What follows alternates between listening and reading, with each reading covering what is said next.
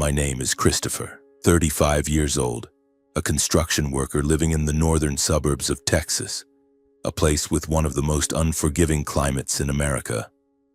Summers are scorching, like being baked in an oven, and winters are brutally cold, cutting through skin and bone. Every day I wake up before the sun rises, pull on my worn-out boots, put on my hard hat, and drag myself to the construction site. The sound of hammers pounding, the roar of drills, the smell of concrete dust, that's my world, harsh and exhausting. But deep inside, I carry a small corner of myself that no one in my family bothers to notice. My love for painting. I grew up in a small house with peeling wooden walls in a tiny town where everyone knew each other. My family wasn't rich. My dad was a plumber, and my mom stayed home to take care of my two siblings and me. I'm the eldest, followed by my younger brother Danny and my middle sister Sarah, who left home long ago to get married. My parents always said I was the pillar of the family, the one who had to carry the weight. But looking back now, that title of pillar feels like an excuse for them to pile sacrifices on my shoulders without anyone bothering to acknowledge them. Painting came to me through my grandfather. He was an amateur painter who never sold a single piece, but every stroke of his brush seemed to hold his entire soul. I remember afternoons sitting by his side, watching him mix colors, listening to him talk about dreams he never got to fulfill. "You have the hands of an artist, Chris," he once said, placing a paintbrush in my hand. I was 10 years old then, and I believed I could paint the whole world. But that dream quickly faded. My grandfather passed away when I was 15. My mom cried until she had no tears left. My dad grew silent, and I quietly tucked the paintbox into a corner of the closet. Things started getting tough at home. My dad lost his job for a while, and my mom had to take on extra work at a laundromat. I saw the look in their eyes whenever they stared at bills, heard the way they argued over money. I knew what I had to do. At 16, I dropped out of school and got a job as a laborer on a construction site. The meager wages I earned, I gave entirely to my mom, keeping only a few coins for bread. "You're doing great, Chris," she said, but her eyes never lingered on me for long. She was always busy worrying about Danny. Danny was the pride of the family. He was smart, excelled in school, and was constantly praised by his teachers. My parents believed he would go to college, that he would change the family's fortunes. I believed it too. Every month I sent half my wages home to pay for Danny's extra classes, his books, his exam preparations. I never asked my parents how they used the money. All I knew was that every time I came home, Danny had new clothes, shiny shoes, while I was still wearing the same tattered t-shirt with a torn shoulder from 2 years ago. I don't resent them. Not really. I just feel tired. Some nights, lying on an old mattress in the rented room near the construction site, I stare at the ceiling and imagine myself holding a paintbrush. I paint in my mind. Golden wheat fields, winding paths leading into forests, or the face of someone I've never met. Those paintings never become real. I don't have the time, the money, or even the courage to start again. But deep down, I know that without painting, I wouldn't be me anymore. Every time I visit home, the distance between me and my family grows wider. My parents ask a few half-hearted questions. "Is work going okay? Has your pay gone up?" I answer vaguely because I know they don't really care. They only want to hear about Danny, his grades, his plans for college, his bright future. I sit there in the house I sacrificed my youth to keep standing, feeling like a stranger. Once I secretly took out my grandfather's old paint box and tried sketching a few lines on a scrap of paper. My mom caught me and frowned. "You're grown up, Chris. Stop daydreaming. Focus on making a living." I gave an awkward smile and put the paint box away. But inside it felt like someone was strangling me. I wanted to scream that I have dreams too, that I want to live for myself too. But I didn't. I just lowered my head, as I always do, and walked out of the house.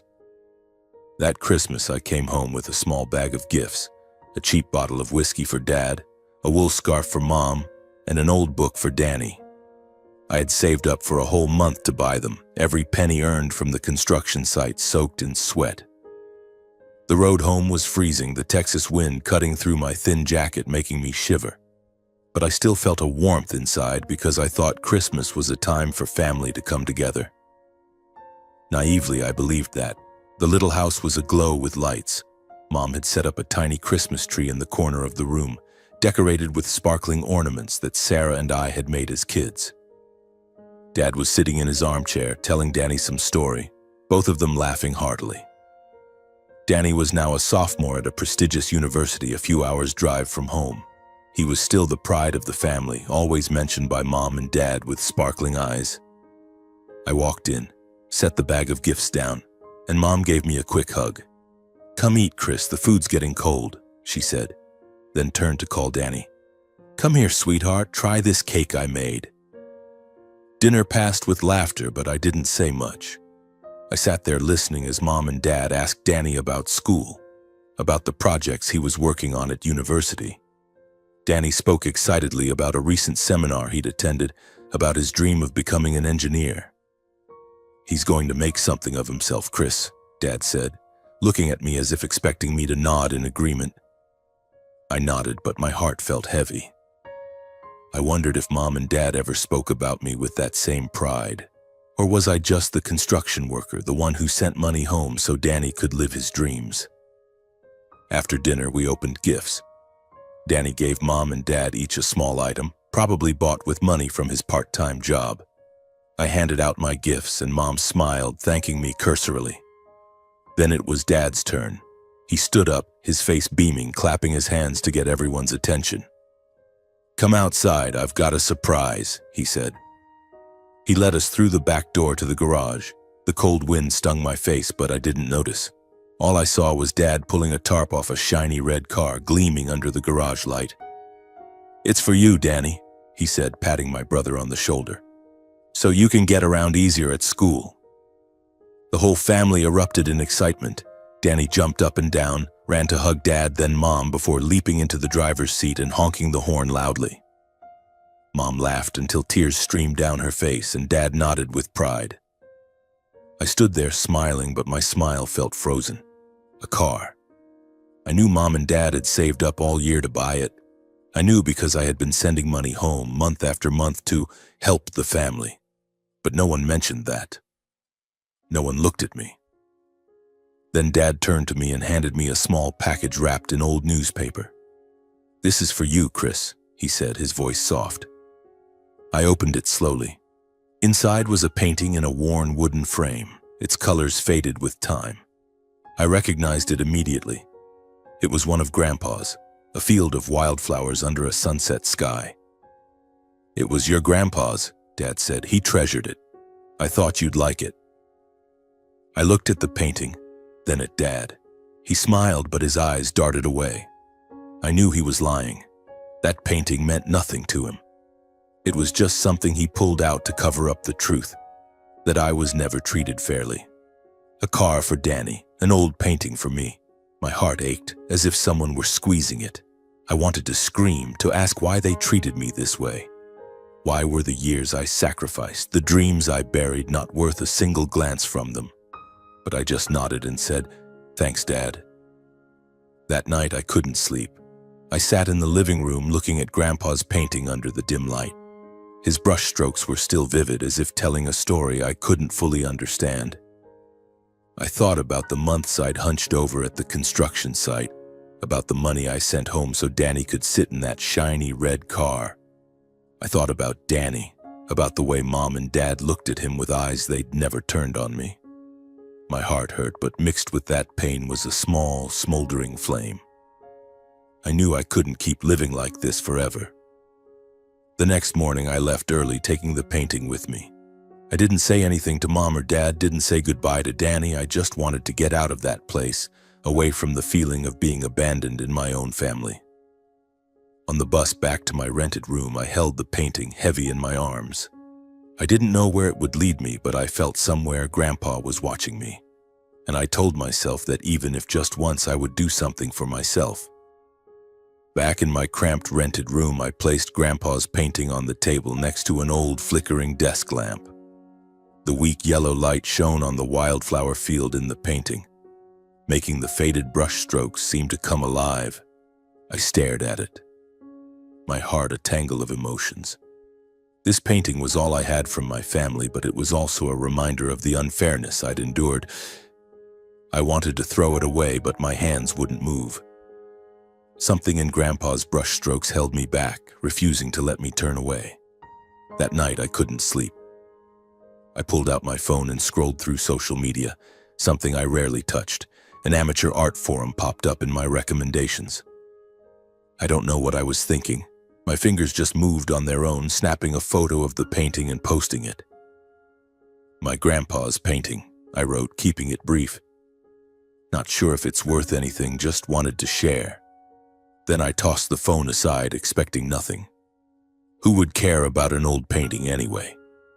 The next morning, I woke up to my phone buzzing nonstop, dozens of notifications from the forum. I rubbed my eyes, thinking I'd misread something. My post had over 100 likes and dozens of comments. "This painting is stunning," one person wrote. "The brushstrokes remind me of a Texas painter from the last century," another commented. My heart pounded as I read. Some asked if I'd sell it, others wanted to know more about my grandpa. I replied vaguely, hardly believing this was real.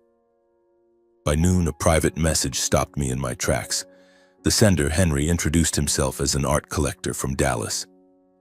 "I'm really impressed with your grandpa's painting," he wrote. "I want to buy it. Name your price." I smirked, thinking it was a prank. But Henry messaged again, his tone serious. "I'm offering $10,000. If you agree, I'll come see the painting right away." $10,000? I sank into a chair, my head spinning. With that money, I could buy paints, enroll in an art class, maybe even take a few months off work to focus on painting. But sell Grandpa's painting? I wasn't sure I had the courage. I messaged back, trying to sound calm. "I need to think about it." Henry replied instantly, "No problem, but I'm serious. Let me know if you change your mind." I turned off my phone and looked at the painting. My heart was torn. Selling it felt like betraying Grandpa, but keeping it meant I'd remain just a construction worker, burying my dreams day after day. I thought about Christmas Eve, Danny's shiny red car and Dad's averted gaze. The fire inside me flared stronger than ever.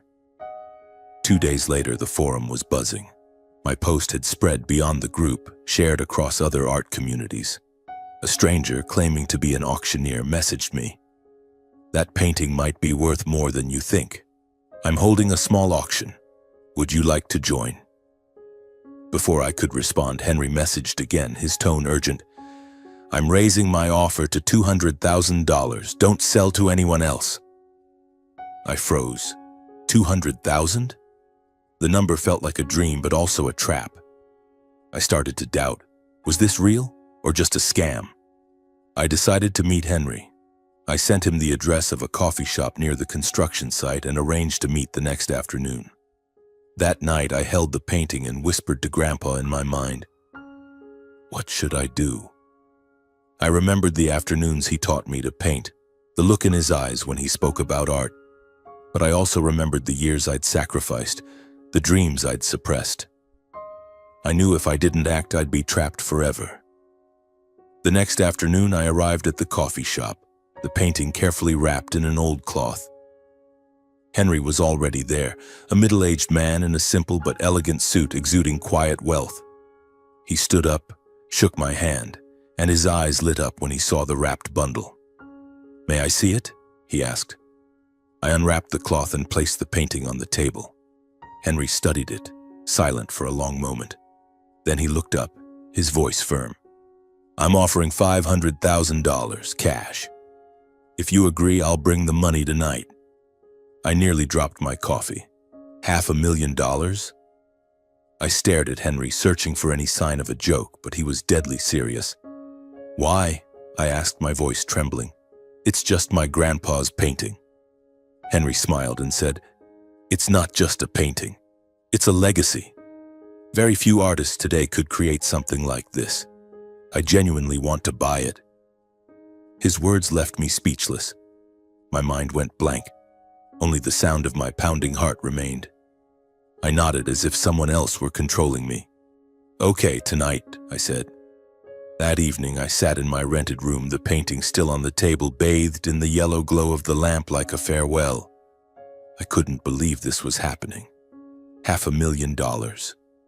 The number was so immense it scared me, as if it might vanish, like a dream dissolving when I opened my eyes. I checked my phone constantly, waiting for a message from Henry. Every sound outside the door made me jump, thinking it was him arriving, or worse, someone coming to snatch this opportunity away. At exactly 8 p.m., there was a knock. I opened the door, my heart pounding. Henry stood there alone, carrying a sleek black suitcase. "I keep my word," he said, stepping inside. He opened the suitcase, revealing neatly stacked bundles of cash, the crisp smell of new bills filling the air. I'd never seen so much money. "Count it if you want," Henry said, his tone gentle, as if he knew I was overwhelmed. I shook my head, not daring to touch it. "I trust you," I said, though I wasn't even sure I believed it myself. Henry picked up the painting, looking at it one last time. "Are you sure?" he asked. I nodded, though my heart ached like it was being torn apart. I saw Grandpa in every brushstroke, the afternoons he taught me to paint. But I also saw my future for the first time as clear as daylight. I handed the painting to him. Henry nodded, closed the suitcase, and left it on the table. "Good luck, Christopher," he said, then walked out. The door shut, and the room fell silent. It was just me and the suitcase of money. That night I didn't sleep. I opened the suitcase, touching each stack of bills to convince myself it was real. I thought about what I could do. Buy paints, enroll in a course, rent a small studio to paint. I thought about days without hunching over at the construction site, about the paintings I would create. My heart felt light, but also heavy. I had sold a piece of Grandpa, a piece of myself, but I told myself he would understand. He would want me to live, truly live. The next morning, I went to the bank and deposited the money. The bank teller stared at me like I was an alien when I handed over the suitcase. "Did you win the lottery?" she joked.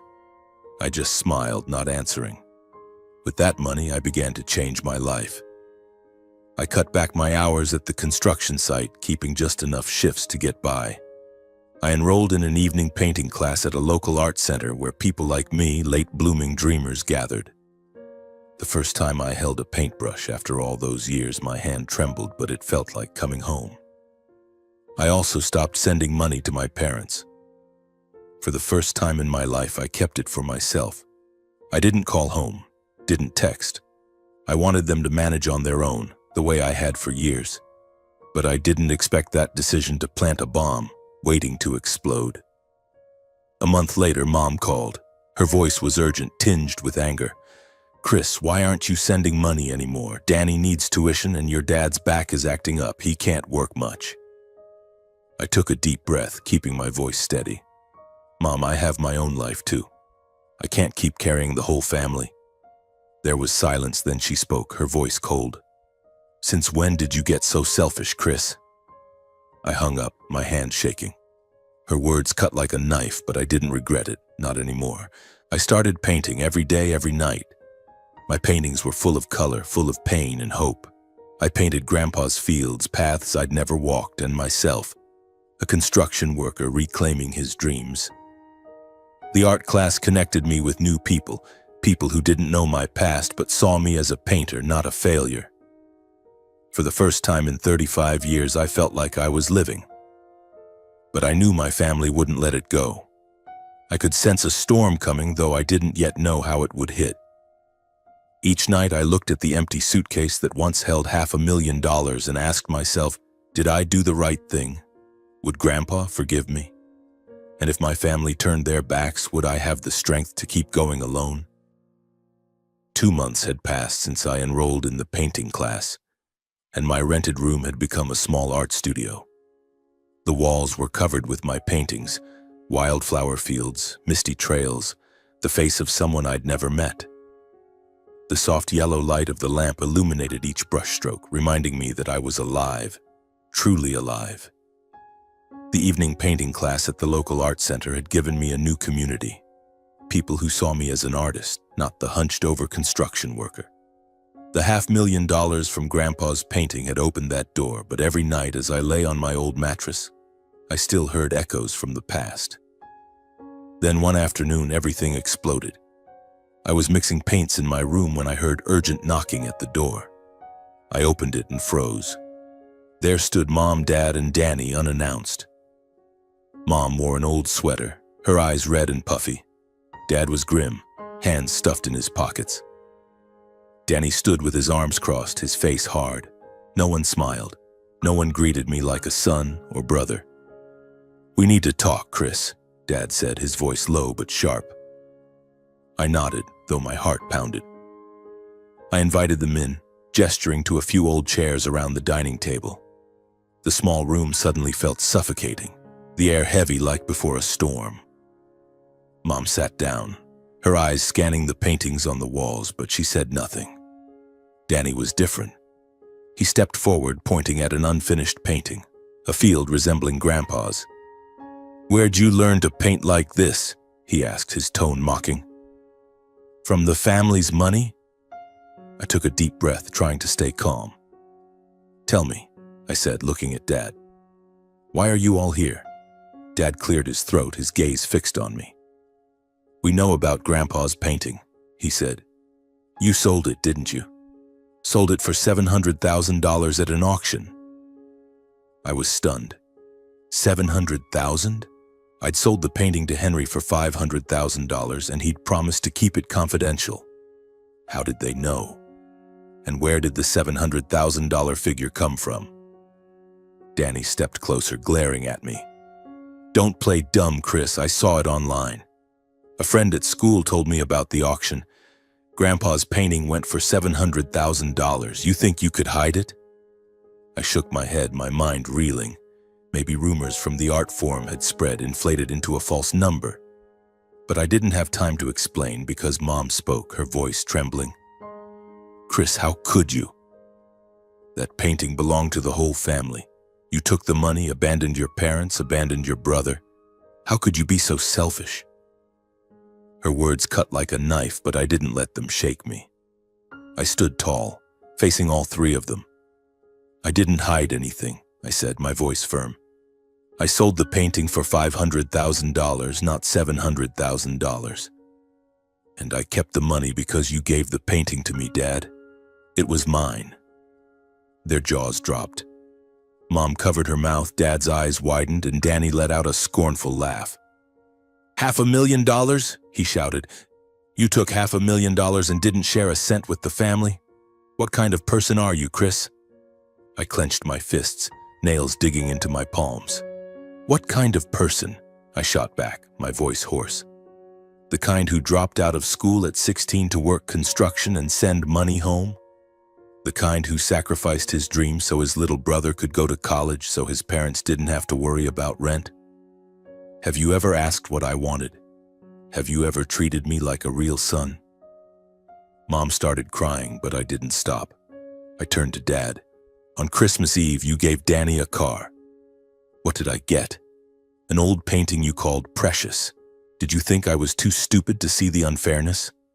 Dad shot up, his face flushed.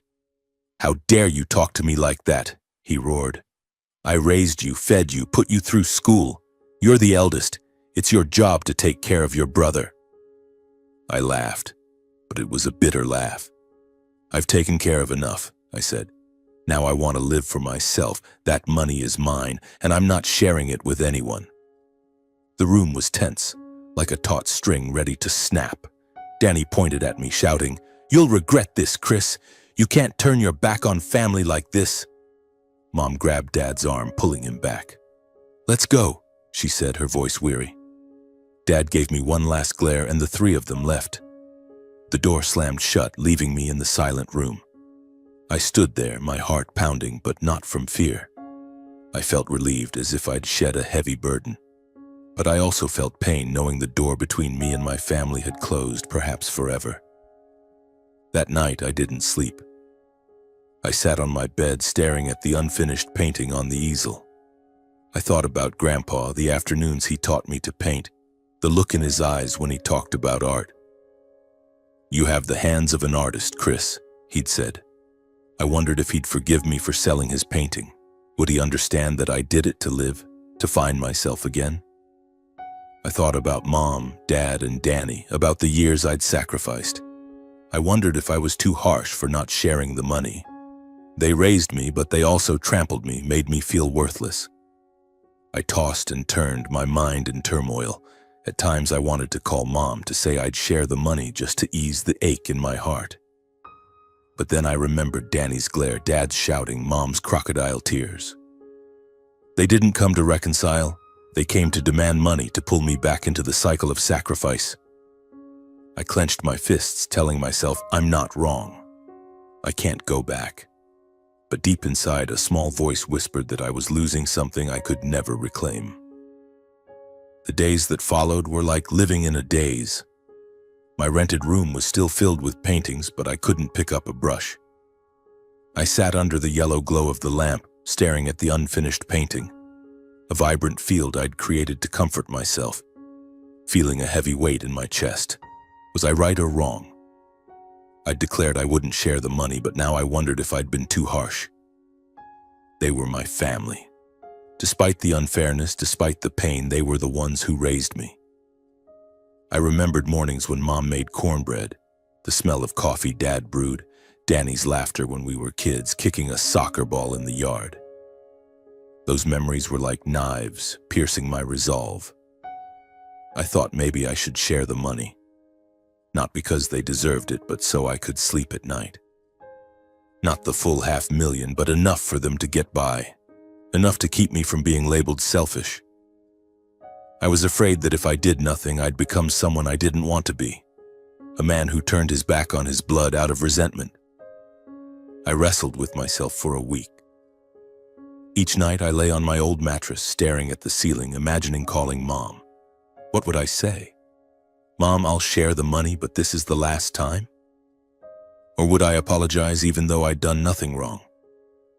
I thought about Grandpa, wondering what he would do. He loved family, but he also taught me to value myself. Would he want me to bow my head again? By the 7th day, I made a decision. I would call Mom and offer to share $200,000, enough for Danny's tuition, for Mom and Dad to pay off debts, but not enough for them to think I was weak. But then suddenly there was a knock at the door and a white envelope was slipped through the slot. I picked it up, my hands trembling. A court stamp. I opened it and read, unable to believe my eyes. A summons. My parents and Danny were suing me, accusing me of stealing family property, Grandpa's painting, and refusing to share the proceeds. They demanded $500,000 plus legal fees. I sank into a chair, the envelope falling to the floor. My heart shattered. They didn't wait for me. They didn't want to talk. They dragged me to court as if I were a thief, not their son, not their brother. I thought about my decision to share the money, the foolish hope that we could reconcile. Now there was nothing left. I didn't cry, but my eyes stung. I felt a new fire, not anger, but determination. This time I wouldn't back down. I would fight, not for the money, but for myself, for the years I let them trample me.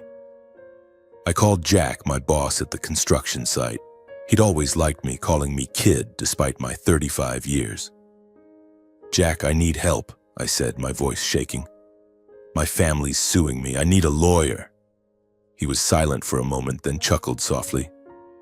Kid, I know you're not the troublemaking type. I'll find someone. He kept his word. That afternoon, he sent me the number of Elena Martinez, a lawyer he described as tough as steel, sharp as a knife. I met Elena at her office, a small but tidy room downtown. She was short, with dark hair tied back, her eyes sharp as if she could see through everything. I told her everything, about the painting, my family, the years of sacrifice, Christmas Eve, the confrontation the previous week.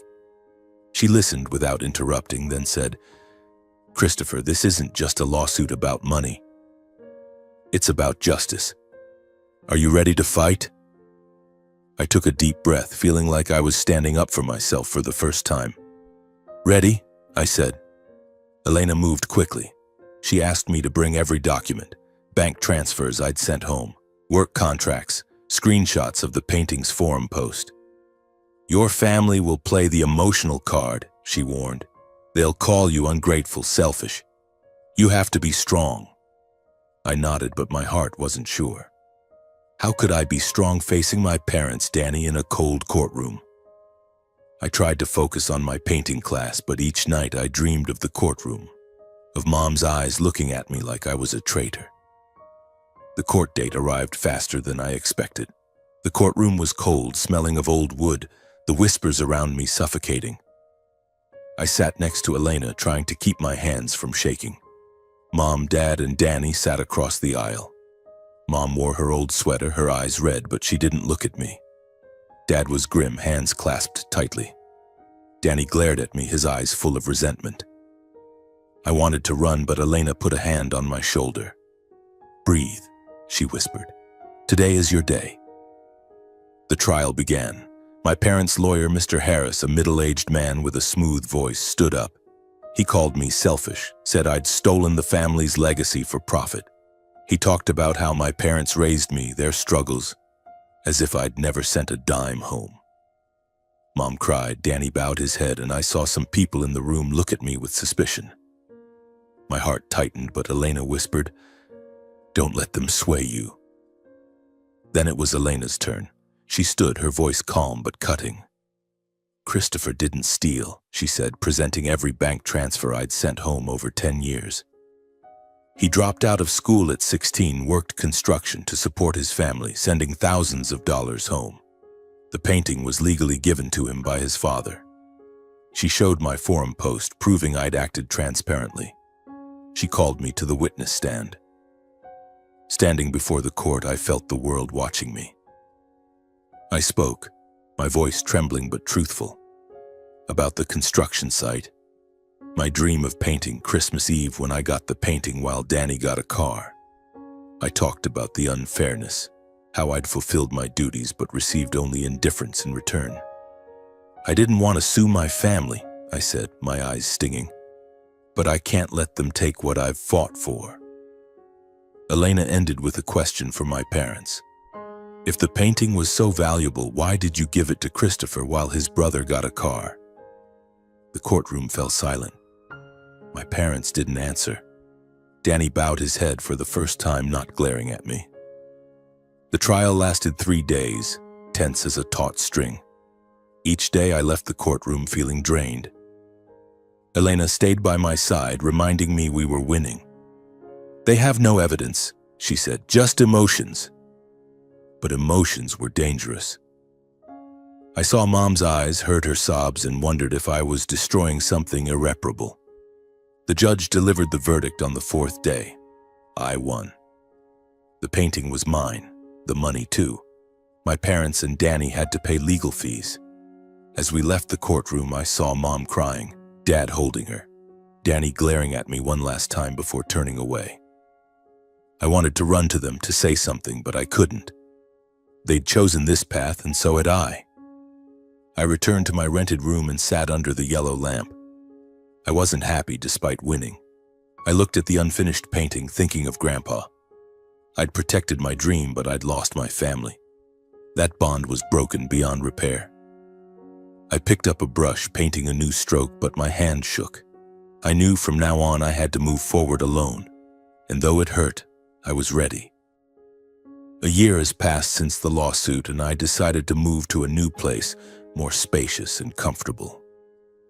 It's something that just a few years ago I wouldn't have dared to dream of. Now I'm no longer the hunched-over construction worker. I'm Christopher, a painter, a man who has rediscovered himself. Painting has transformed my life. Last month, I sold my first painting for $3,000, a starting point I once thought was impossible. The buyer, an elderly woman, said my painting reminded her of her childhood days. Her words were like a gift, affirming that I'm not just painting but telling stories through my brushstrokes. I've started being invited to teach painting classes for teenagers. Watching their young eyes light up as they hold a brush, I see myself 30 years ago sitting beside Grandpa, dreaming of a grand future. Life is now full of color. I paint every day, no longer afraid or doubtful.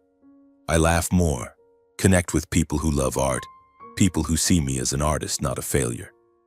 But every night when the soft yellow light bathes my apartment, I still think of my family.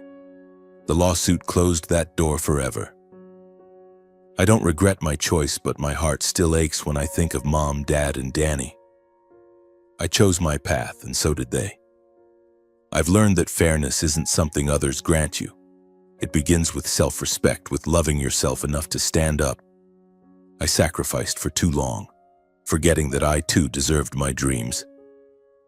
This journey hasn't been easy, from the dusty construction site to the cold courtroom, but it taught me that no matter how hard it gets, I can overcome as long as I don't give up on myself. I look at the painting on my easel, seeing Grandpa in every brushstroke. I did it, I whisper. I know he's smiling somewhere, and for the first time I smile at myself.